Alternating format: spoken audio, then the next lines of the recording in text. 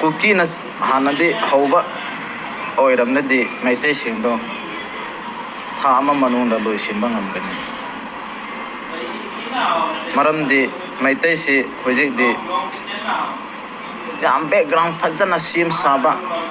lantogani haina chahi mari manga sim saraga kuki singdi karisu khangdabi na nungai na leibane adu aso khoda moina lan ho hanbane adu aira so hojikdi karisu toba ngamde noi kuki si hojikdi minai ngau thu haina ngangunu respect tawgi dawbane hojik lansida noi khangdro hojik si infal natana atopada lamchat kari kara toba yadarna hojikdi moidi phajana ware maitai mayam phajana tabiyo nongkhoina arambai tengol haibasi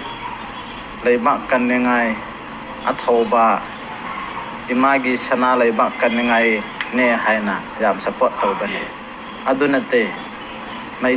arambai tengol haibasi business company ama sim thoningai moidi form tawi bani hojikde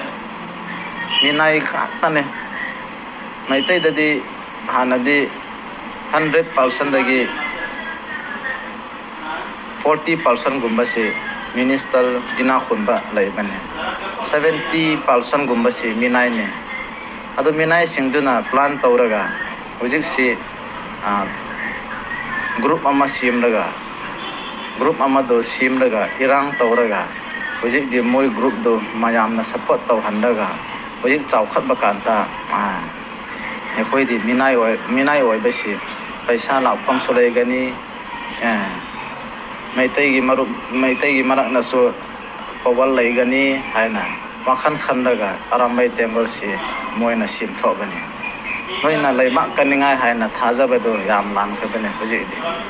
arambai tengol haibasi hojidi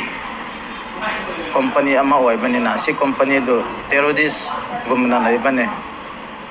moi do kari plan ro hairade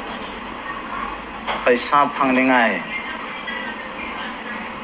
infal manungda powal painengai adu khatane lan